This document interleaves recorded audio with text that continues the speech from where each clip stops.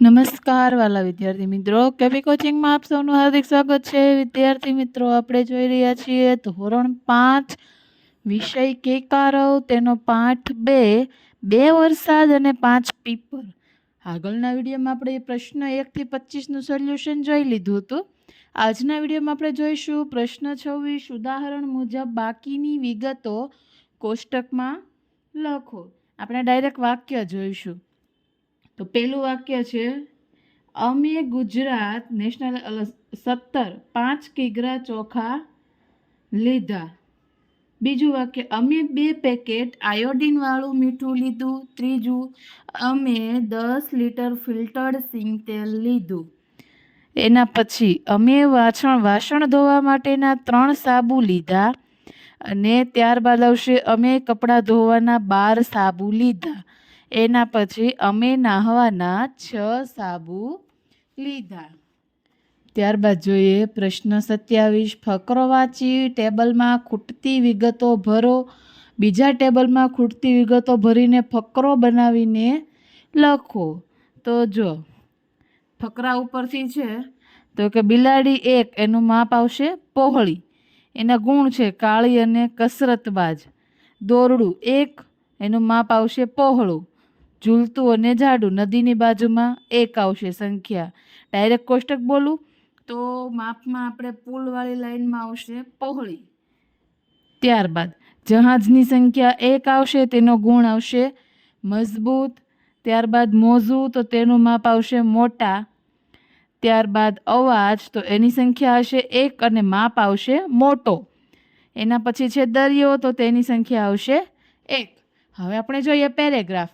તો કે આમ તો દરિયો પોણી દુનિયા જેટલી જગ્યા રોકે છે, તેમાં મોટા મોટા ઘેરા અવાજ સાથે મોજા ઉછળે છે, છતાં મજબૂત જહાજ દરિયાને પાર કરીને કાંઠે પહોંચી જાય છે.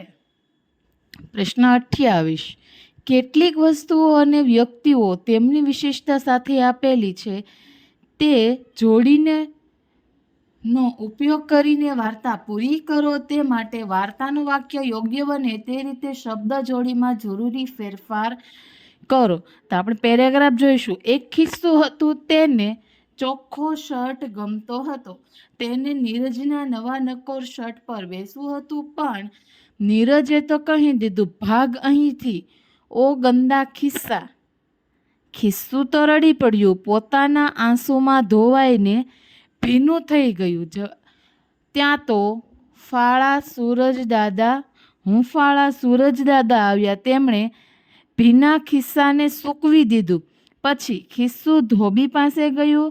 ધોબીએ ગરમ ઇસ્ત્રી ફેરવી. ખિસ્સું તો ઉજળું અને ફાકડું થઈ ગયું.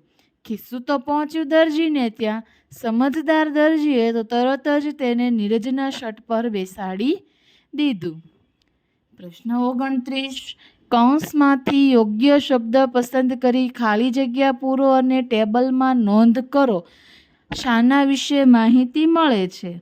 તો આ પ્રવૃત્તિ માટે તમારી શાળામાં, તો કે મજેદાર, આ મજેદાર પ્રવૃત્તિ માટે તમારી શાળામાં કેવી રીતે? તો જવાબ છે સાવધાનીપૂર્વક જગ્યા શોધો. તમારા એક મિત્રને થોડે દૂર ઊભા રહેવા કહો અને તેને ધીમેથી કંઈક બોલવા કહો. બાકીના બધાએ શાંતિથી સાંભળવાનું છે. પ્રવૃત્તિમાં ક્રિયામાં આપણે મજેદાર છે ત્યાં આપણે ખરાની નિશાની કરી. જગ્યા શોધવીમાં આપણે કંઈ નથી કરવાનું. મિત્રમાં તો કે નામની ઉપર તો અંદરના ખાનામાં તમારે ખરું કરવાનું આવશે. ખાસ માહિતી આવશે 1.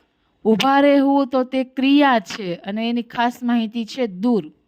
બોલવું, તે પણ ક્રિયાના ખાનામાં તમારે ખરું કરવાનું છે અને જવાબ આવશે એની ખાસ માહિતી છે ધીમેથી. સાંભળવું તો પણ તે ક્રિયા છે અને તે શાંતિથી, તેની ખાસ માહિતી આવશે.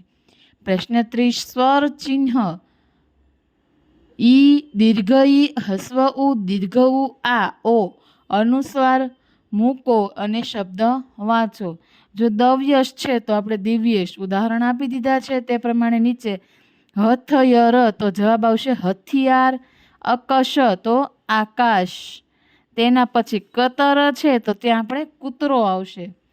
એના પછીનો શબ્દ છે ઘડિયાળ, ત્યારબાદ ગુજરાત, પતંગિયું, નળિયર તો નાળિયેર, વછરડ તો વાછરડું. થેન્ક યુ વિદ્યાર્થી મિત્રો.